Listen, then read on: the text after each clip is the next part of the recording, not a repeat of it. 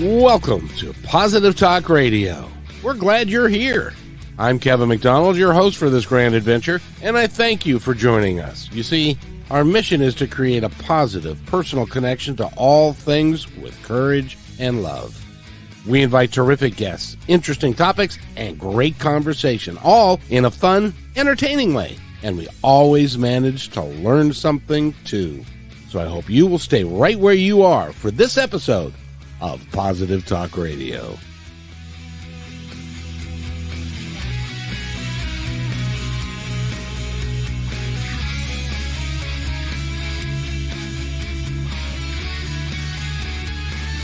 And welcome, everybody, to another episode of Positive Talk Radio. My name is Kevin McDonald, and we've got a wonderful show for you today. At least I think it's going to be wonderful because the guest is wonderful, and unless I screw it up badly, we'll do very well. Thank you very much. So it is Wednesday, December 15th. I can't believe there's 10 days till Christmas. I haven't done my shopping yet. I don't know. Shopping's overrated. In my opinion, I shop via the computer these days. In any event, we are going to talk today with Elisebeth.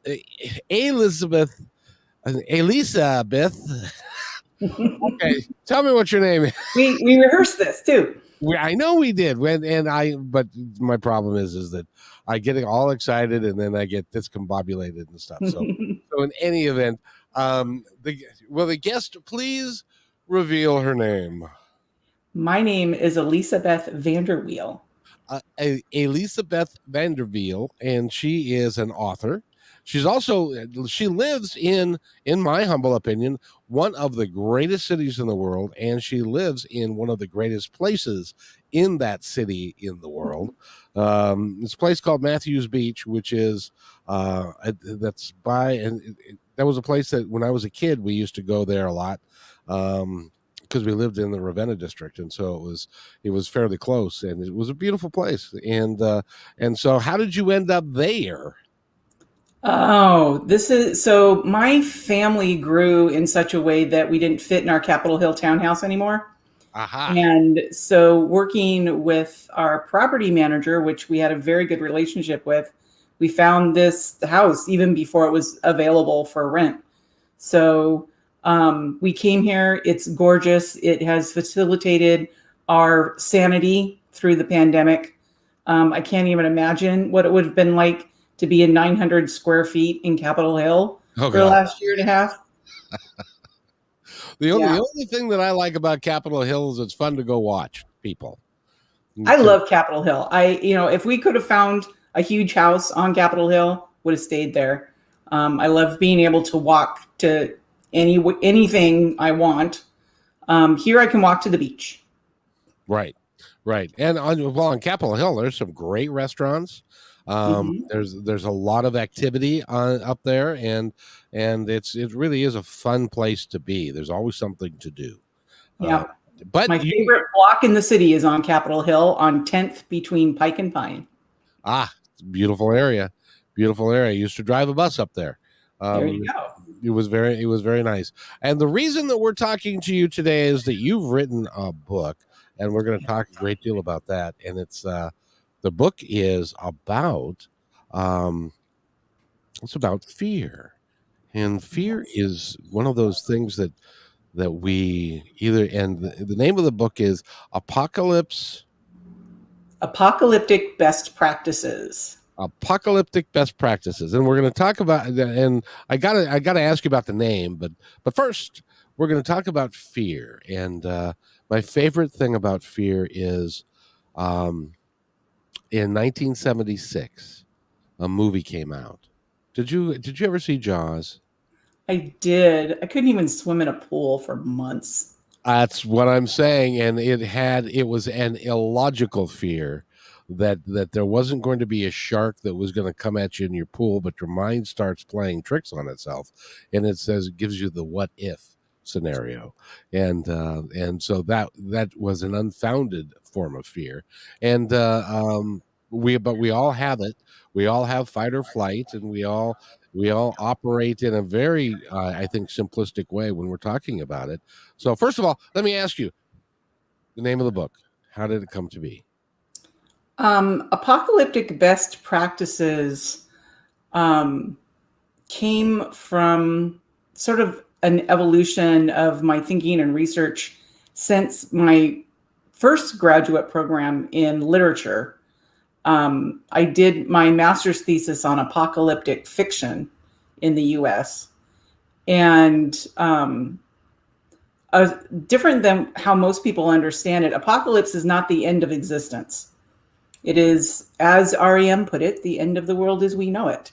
And world can be all sorts of things. World can be our worldview. World can be what we have access to. So all of those things can change suddenly and massively, as we have been experiencing for the last couple of years. I would venture to say that this pandemic has become I can't talk today. I don't know what it is. But I think that it's been a life-changing experience, that it can be described as an apocalypse, because it really has changed everything about how we live our lives on a day-to-day basis, and what we do, where we can go, who we can see. We have to wear masks or not wear masks, depending on your viewpoint, and get vaccinated or not get vaccinated, depending on your viewpoint. But it's all based in fear, a lot of it. And how you're treated based on those choices is very different. And the truth is, apocalypses happen all the time. They happen on an individual level. If good and bad things can initiate an apocalypse. So an apocalypse can be becoming a parent. Like, your world is completely different when that happens. Oh, no kidding. I've experienced that apocalypse. Right? And an apocalypse can be, the end of a long-term relationship. That's another kind of an apocalypse. People in the middle of the country having their lives destroyed by tornadoes. That's another kind of apocalypse. So apocalypse it literally means rending of the veil. So what you thought was real and accurate no longer is, because what you perceived has been ripped aside to reveal something else. Exactly. I mean, even something like the Blockbuster. Remember Blockbuster Video? Mm-hmm. They had like thousands of stores. Now they have none. Yeah. For the people who work there and the ownership, that was an apocalyptic event. Mm-hmm. Mm-hmm. Yeah. And it's sudden and it's massive. It's not like you can't plan for it. I mean, there's ways so I call it best practices, because understanding that apocalypses happen all the time, improving your flexibility, resiliency, ways, and your ability to pivot are all good ways that you can prepare for any apocalypse, even though you can't prepare for any apocalypse. In your book, you talk a lot about, and it's kind of a central theme, that fear is not a bad thing, and fear can be actually a good thing. Can you explain that a little bit? Emotions are neither good nor bad. It's just is. We have emotions and we do things when we feel them. Some of them are reactions that are like, we don't think about what we're doing and we find out we're suddenly doing it. We can respond. So one thing about fear is it is one of our oldest feelings. Neurologically, we have feeling states, but our emotions are conditioned even before we know that that's happening. And again, this is not good or bad. This is this is how social animals grow. And fear is our attention emotion. Ultimately, fear is pay attention. This is important. And what we need to pay attention to, what is important to us in that moment that fear rears up, we can have a reaction or we can have a response. Neurologically, our reaction, our biochemical release that results in a feeling of fear, only lasts 90 seconds. So if we're still feeling fear after 90 seconds, that's conditioning. And we can change that conditioning if we choose. It's hard work because again, this started as infants. So if we want to change how we respond to fear beyond those 90 seconds, it's going to take a lot of work. It's yes, it does. Yes, it does, because you get stuck in fear for whatever reason. Now, you also talk about that fear is always something from the future, that it's never Mm-hmm. something from the past or the Yeah. present. It's always in the future. What did you mean by that? So one of my favorite authors, Gavin DeBecker, who wrote a book called The Gift of Fear, said that the fact that you're feeling fear is proof positive that what you're afraid of hasn't happened. So even if you're afraid of a past hurt happening again, it hasn't happened again. That's all in the past. So if you're feeling fear about something, it's guaranteed that it hasn't happened, because fear can only exist in the future. And the moment you enter the present, fear disappears. And even if the thing, so in this environment, there's a lot of financial security fear. Like people, how are we going to make ends meet? My job has disappeared. My job has changed in such a way I can't do it. I changed in such a way that I can't do that job anymore. How am I going to pay the bills? And even if it comes to that you can't pay the bills, in that moment that you're trying to figure out and getting things situated, you're not afraid. You're just taking care of it. But it's in that preliminary thinking about how is this going to happen? What if, that fear is most active. And your fear is telling you this is important and pay attention to it. And that doesn't mean that you need to fight with your bill collectors. It doesn't mean that you need to stuff all your bills in a drawer and run in the other direction. It means you need to pay attention and figure out the best way to respond to this. How do you deal with, because whenever I feel apprehensive or fearful about something, it generally starts right when I'm going to bed the night before, whatever it is I'm going to do.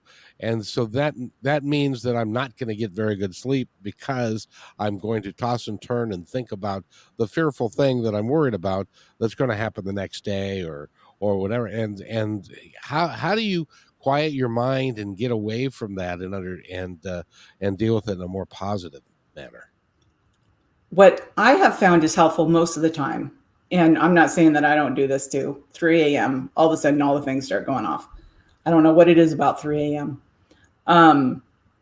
But what can happen is during your day, if you find yourself having anxiety or anxious feelings or fear coming up, deal with it. Don't stuff it and say, I'll take care of it later, or I won't worry about it, right? That we think that if we just ignore it, it'll go away. But that doesn't work, because as soon as your mind starts to relax, as you're trying to go to sleep, all that stuff that you've been pushing back just surges forward. And that interferes with your ability to get rest that you need to take care of stuff. So our culture is very fear based. I think about this a lot as people talk about the attention economy and fear being our attention emotion. What better way to sell stuff than to scare people? It's a marketing tool. It is, literally. I mean, you can sell so many things. You can sell wars by getting people to pay attention to things and making them scared. Yes, indeed. Is there a difference between being fearful and being scared, or is that just a difference in terms? I think it's just a difference of terms. I mean, there's some subtle differences, but it's basically the same thing. And I'll tell you, politicians use fear. Mm-hmm. Religious figures use fear. Mm-hmm. Many bosses use fear. Intimate partners use fear. Oh, I forgot about that one. Yep. Yeah, all the time. Fear of loss, fear of getting cut off, fear of a bunch of stuff in Hmm. that realm. So um, we as human animals use that, and a lot of us use it to try and gain an advantage over somebody else. Uh, Hmm. it makes it tough. How do we stop it? By aligning with it. So when someone is, so a lot of our, I refer to our fear as being weaponized in our culture. Um, and again, fear is neither good nor bad. It's just what you do with it. Just like money. Money in and of itself is not good or bad. It's Right. what you do with it. So with fear, to like get control back, to gain your independence of this weaponization of your very most primal precious emotion, is to first just notice when it's happening. That can be the biggest thing.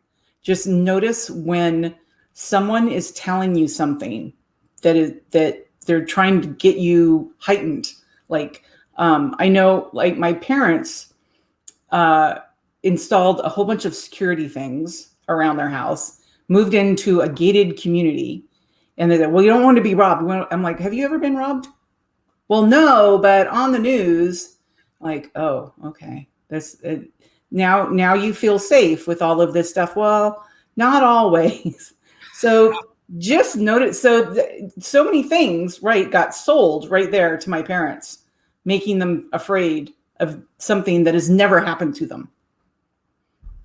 Well, the interesting thing about home invasions, by and large, it's been my experience that people that get their homes raided have something in their home that somebody else wants and that they know is there. We had a neighbor that used to, he had a food truck. And so he would do his food truck all day and he would come home and he had a bunch of cash. And people knew that he had cash in his house, and they also knew that he had guns in his house. Now we live doors down, and never one time, not once, did anybody bother us. But he got raided 3 times because he had people got the fact that he had money and stuff, and he didn't change his ways. But that's kind of how unfounded that fear can be. If you don't have a reason for somebody to invade your house, people don't wander in randomly. I don't think. I could be Not wrong. usually. Well, especially in our culture, if you don't know who's living there and you don't know what's in that house, we have 390 million guns in this country, and Yeah. somebody's bound to have a gun in that house if you don't know if you don't know any better. So Hmm. so that's kind of an unfounded fear. Um, in by and large, if you just take care of business, so you avoid that fear. I think I get where you're going here. If you are fearful that your house is going to be invaded, take the steps that necessary beforehand to make sure that nobody's going to want to invade your house. Like, Hmm.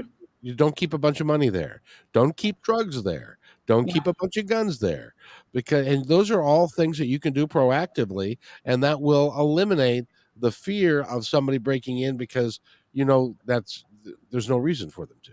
Well, yeah, and your fears let you know that this is important for you. You want to protect your property, you want to protect your stuff. So you pay attention, you take care of business, and then you don't have to think about that anymore.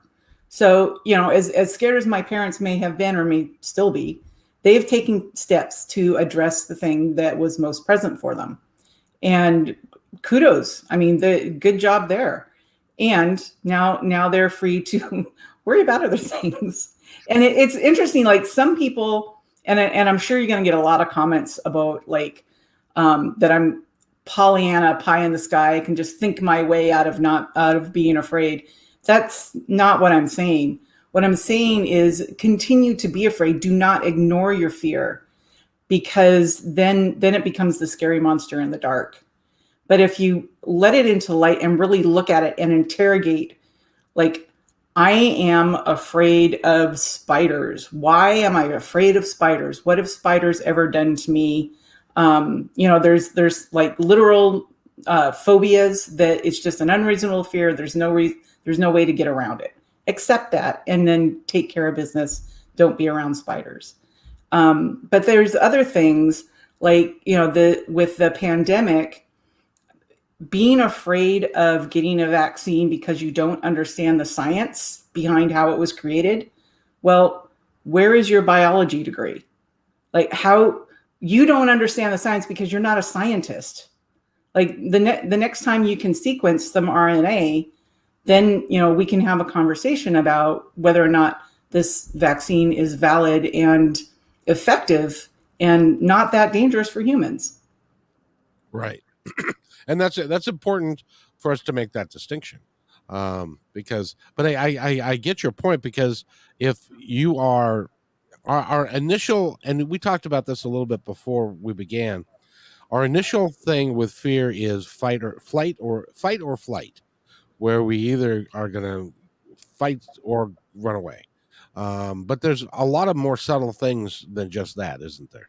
Oh, yes. So what's very interesting, and one of the first things I bring up in the book, is that the study that was conducted with male rats.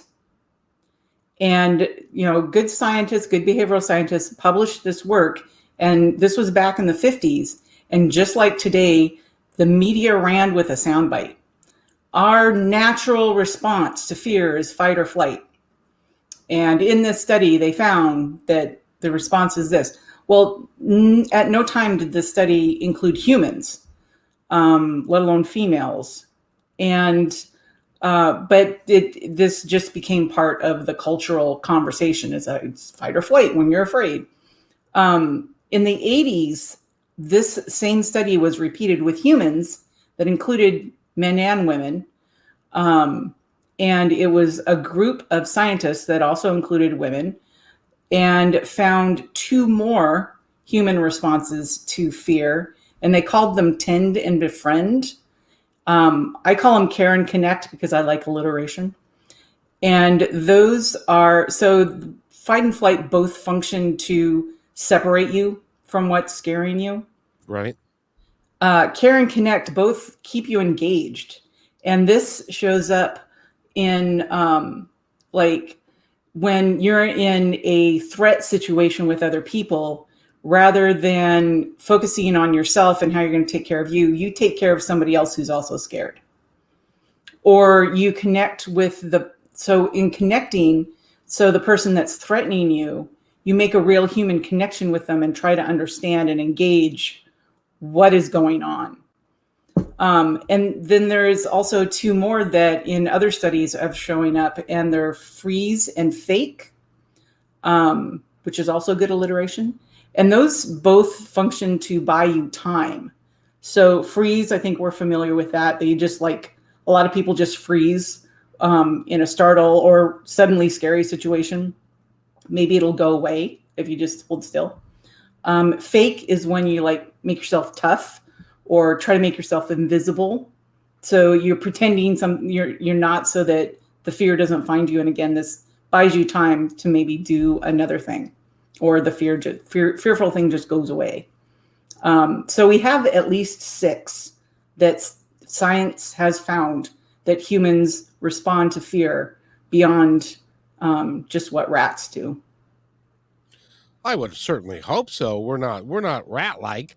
We're much more I was going to say convoluted. Maybe that's the right word. And it's interesting when we talk about fear, that because you mentioned spiders, who I have not ever met a spider that I particularly like, but on the other hand, spiders.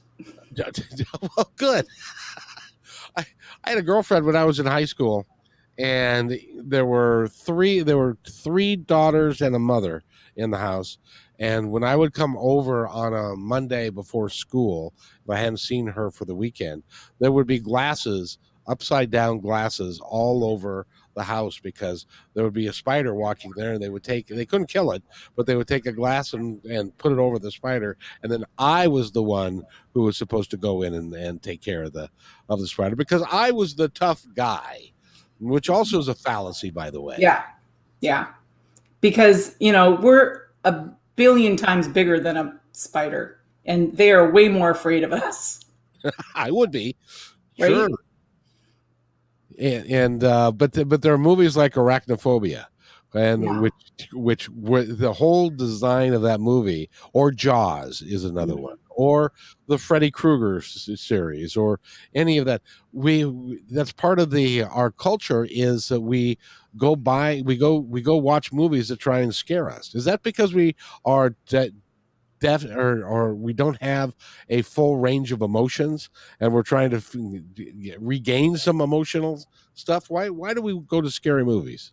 Um, I think I don't like I like psychological thrillers, but I don't really like scary movies like gross things or pop up jumpy things. But it's an adrenaline rush. I mean, there's this whole biochemical cocktail that's released when you're scared, and different kinds of scares, like startle scare, sort of the dramatic build up scare sort of thing. And it is a rush. I mean, the best drug dealer anywhere is in the middle of our brains. And I think that's part of the reason that people do it. And again, fear sells. Fear gets you to pay attention. So this is a way that people can feel like they have dealt with things, and then when they come out and they've survived this ordeal, they feel this euphoria.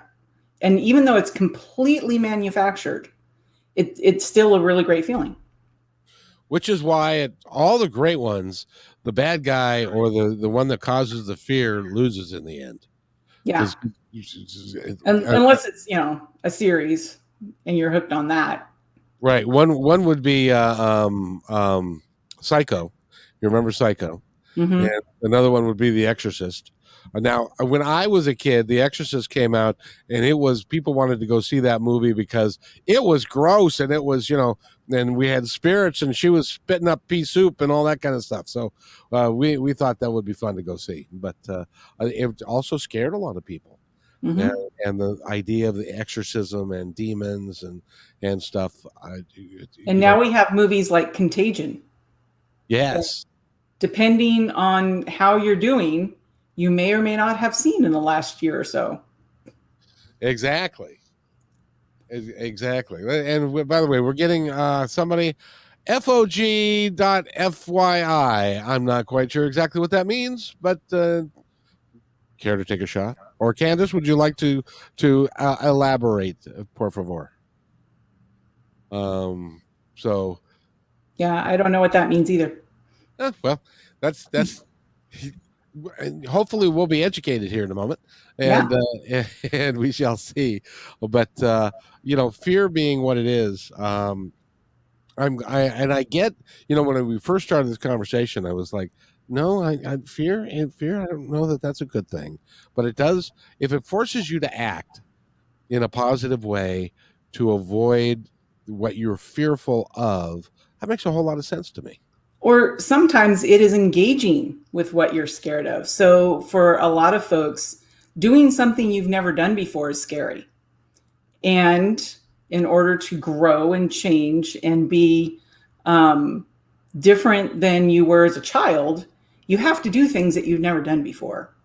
And so, in that way, our connect response to fear is very advantageous. And that's why I want a lot of people to know that we have this whole menu of responses to fear.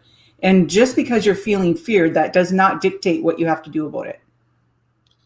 You get to Exactly. choose. And again, your most powerful tool is just noticing it. Just notice when you're scared.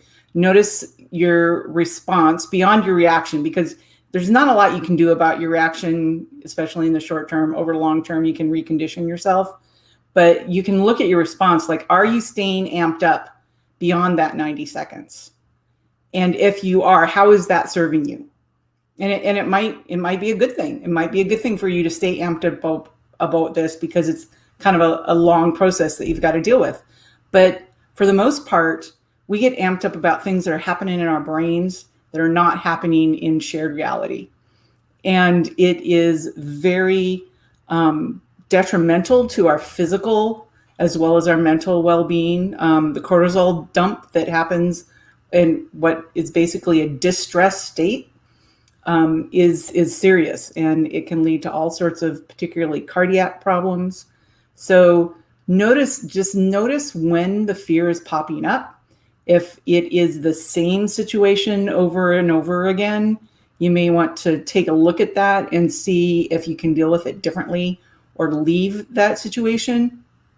Or maybe this fear is telling you that you just need to take some time. This pandemic is scary as hell, and we can't really do anything to make it go away.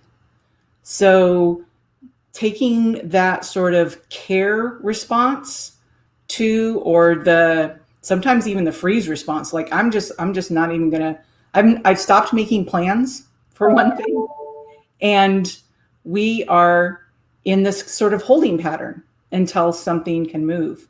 And so we have these lots of different ways to respond to fear that are unique for each of us. We just need to listen. We just need to listen to this great ally that helps us live our best way for each of us. You know, I one time went to Hawaii with my family, and went to Kauai, beautiful island, beautiful place. Loved to snorkel, just loved it. Couldn't keep me out of the water. It was just, the water was warm, it was beautiful, it was nice. We went to a place called the Tunnels, which is on the north side of the island. And as I was snorkeling, minding my own business, I started to see, like the reason they call it tunnels is because there's coral and there's like holes in the coral. And Okay. I was very, very happy. And then my mind started to go, what is in that hole? Could that be something that's going to hurt me?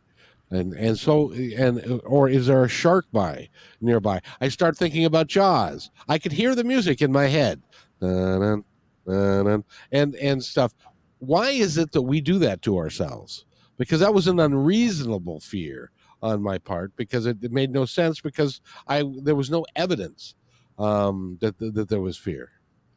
Actually, it's because we're animals, and you saw a dark space, and you were vulnerable, and there could have been a shark in there. There could have been, a moray eel that was going to bite you, or a lionfish that could sting you. I was thinking the very same thing. Yeah. So dark passages, you need to pay attention. And that is why fear is going to come up every single time. And it's good because, as we talked about briefly beforehand, people who aren't afraid tend to die. That's true. And as an example, I will never understand why somebody voluntarily will go up in an airplane and jump out of it at like 8,000 feet or something. It's like, why would you do something like that to intentionally scare yourself silly? I don't understand why people do that, but that's just me. Yeah, I've wanted to do that. Have you? Yeah. Well, see, and that's the thing, is that there are people that, for me, it would end up badly. I know that it would end up badly, so I wouldn't do it just for that very reason. That's a good way to pay attention to that. Exactly. Now there is an acronym that I want to bring up here. Have you heard the acronym false evidence appearing real? Yes. What do you think of that acronym? I think that it is wrong. So false evidence, what does that mean? If there's evidence, has it been planted? Like we're talking about movies or marketing or politicians or whatever. Is that false evidence, or is it something like you see a dark passage and you're scared that something might hurt you that comes out of that because you can't see into it? Both of those are evidence of possibility. And again, we're talking about the future. Nothing has happened. And if you are afraid, your current reality dissipates that. So the false evidence appearing as reality, reality is what we make it, like literally, we create reality with our brains. And what is happening is not scary. What could happen is what is scary. And a lot of times that comes purely out of our fantasy. Mm-hmm. uh, of because it's not necessarily, unless you like you're confronted with somebody that's got a knife in there or intent upon doing bodily harm to you. I can understand that that's a very real fear. Yes. But you But know what? when that knife is in your face, like, and I've been physically threatened. So I know that when that threat is in my face, I am not scared. I am laser focused on what I need to do right now. And afterwards, when I was able to, that's when I collapsed and freaked out. You're right. You're right, because I've had the very same thing happen in an instance where you are um, where somebody's coming at you, and you know that there's going to be a confrontation, or you start to get into a fight. I was more scared about getting into a fight before the fight than I was during the fight, uh, Exactly. because I was scared of what the implications of what all could happen. But when you're in it, it's completely different, and then your mind takes over in a really marvelous way. I Mm-hmm. Yeah, and in the immortal words of Edna Mode, luck favors the prepared. So if you are, concerned, afraid that you're going to be physically attacked, take some martial arts classes. Make sure that your, nutrition is good. Make sure that you have the ability to respond if that situation comes up. Some self-defense classes, things like that, rather than just continue to spin on, oh, what am I going to do if I get attacked? Well, you take care of it now. You prepare now, and hopefully it never happens. But in the meantime, you get some good exercise and some great mental discipline. When my kids were growing up and we'd be walking through downtown Seattle, um, I would say, don't be afraid, be aware. Be aware of your surroundings. Be aware of what potential there is for somebody to come at you, and that eliminates. And I guess it would be driven by the fear of something happening, but rather than just being afraid and freezing, like you were talking about, you are afraid, and so you're taking action to prevent whatever you're concerned about. And being aware can help you, especially as a young especially as a woman in this day and age. Being aware of your surroundings, being aware of what's happening there, and not putting yourself into needlessly dangerous situations. And fear can help you negotiate through that, right? Mm-hmm. Yeah, and as a woman, like, there are very few situations that are not dangerous. Um, That's so sad. it is. It's ridiculous. And when my daughter was little, part of what I helped her with was where we're walking around. Even before we were out with crowds, I taught her that if I say there's a predator, she knows to get next to me and hold my hand, because I was teaching her that the predators we have to be most concerned about and pay attention to are human. And they don't look a particular way, but you can pick up on that energy. And so I taught her, and this is the preparation thing. So fear of my child being hurt helped me prepare both of us for that possibility. And so in the moment when we're walking around downtown, we're not like shaking in our boots and like holding our car keys in our hands all the time. We know that what we need to do and what we can do. It's so sad because there are people in our world. Ted Bundy comes to mind. Very good looking man, looked like a well bred, very very intelligent human being, and he could make people feel comfortable and lose their fear, and get into his car, and then it was too late. So you're right. Fear can be your ally if Mm-hmm. if you use it correctly. By the way, we're talking with, and I'm not going to even attempt to screw up your name again. So it's an unusual pronunciation.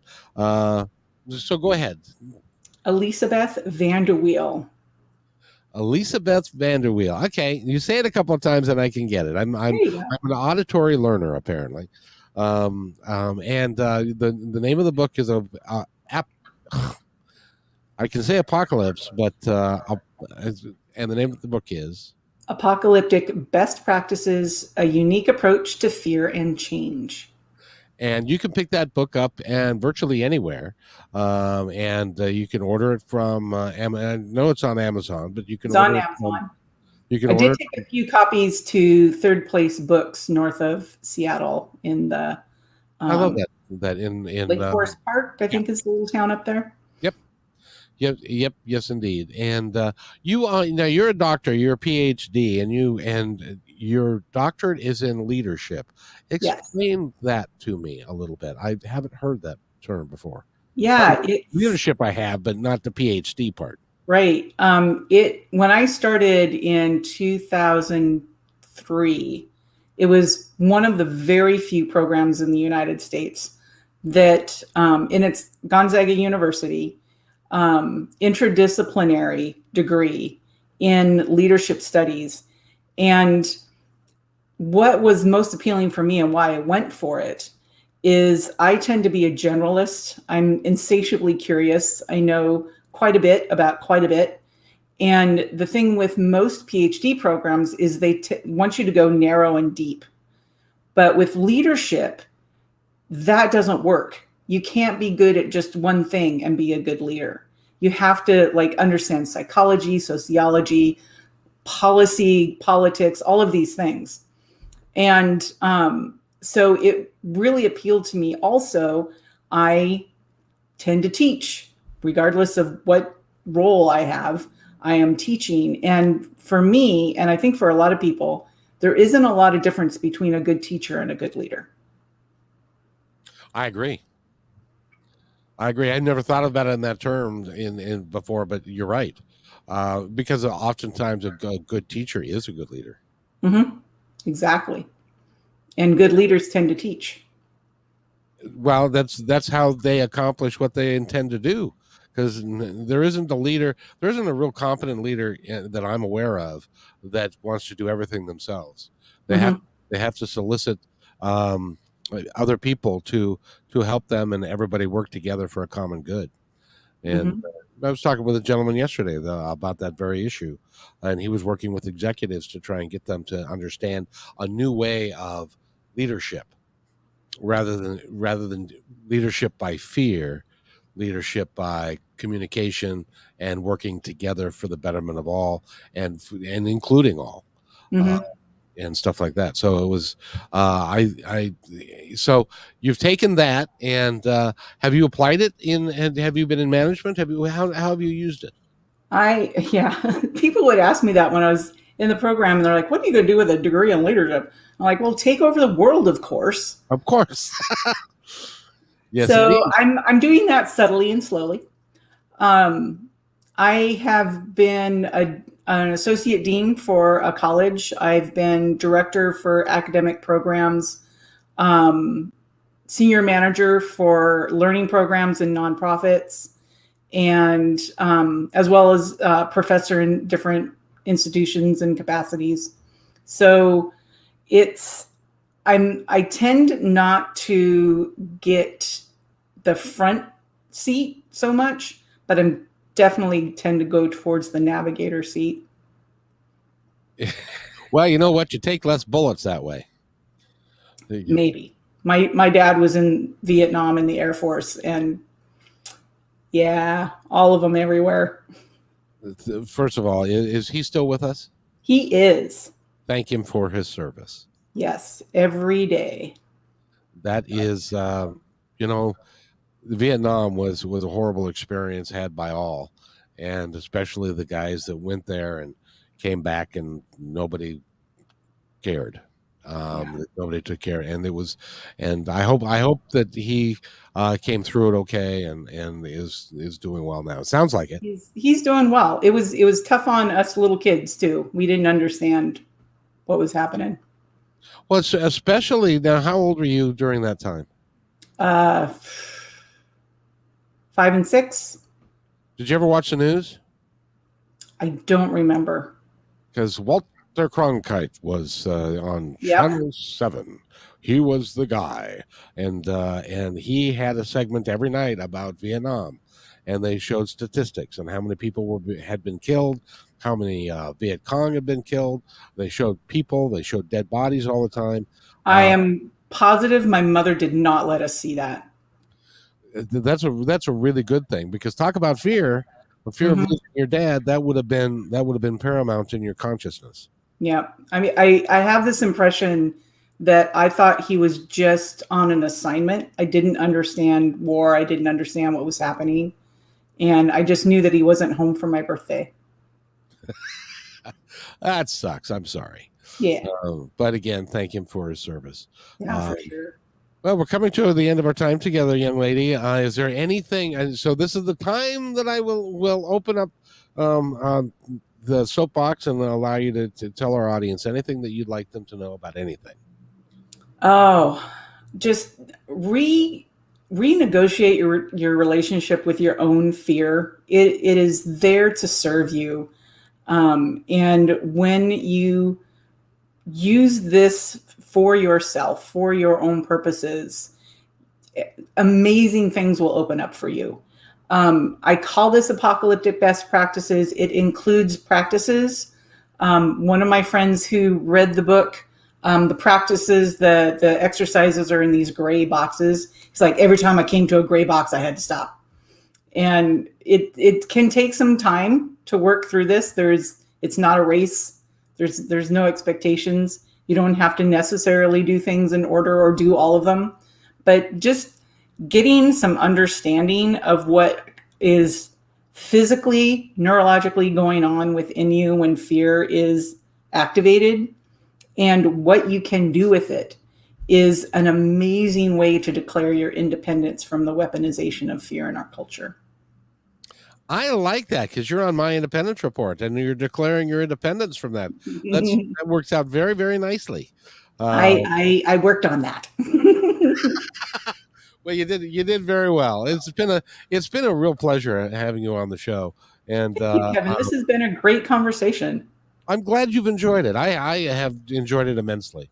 And I really hope that people will go get your book, and it's actually it's a bit of a workbook, isn't it? Because you work through it. Yeah, and I left a lot of white space on the pages. I know that this will be heresy for some people, but please write in the book. Write your notes. Write down what comes to mind as you're reading different sections, and have a conversation with the book, with me. There's lots of my stories in this book. Feel free to write in it and come back to it over and over. It can be very helpful for you long term in a whole myriad of ways. Because it has really cool pictures.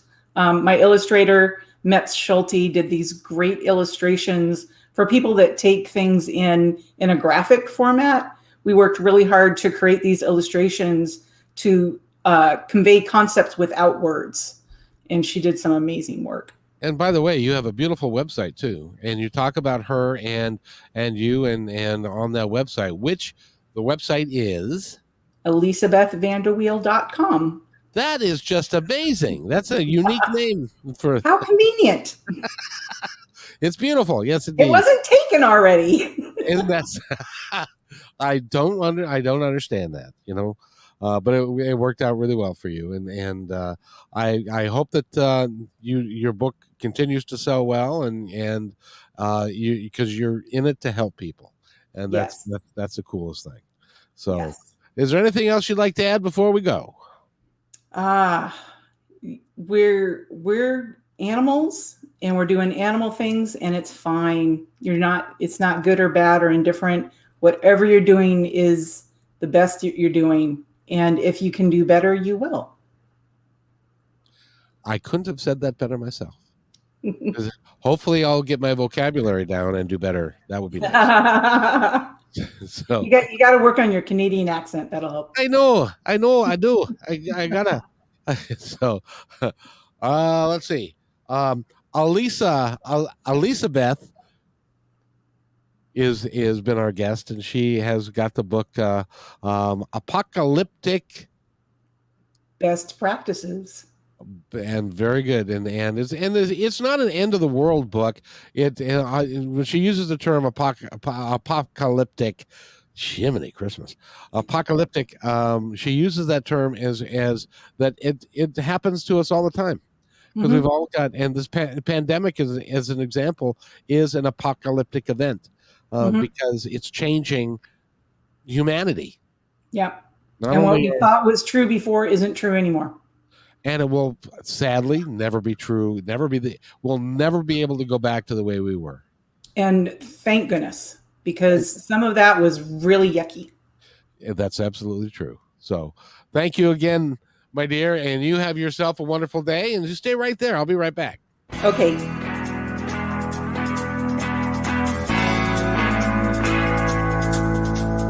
Hey, and thanks for listening to this episode all the way to the end. Hey, pretty cool. Hey, don't forget to follow us so you can receive regular updates and new posts. And remember, take care of each other, because each other's all we've got. See you next time on My Independence Report.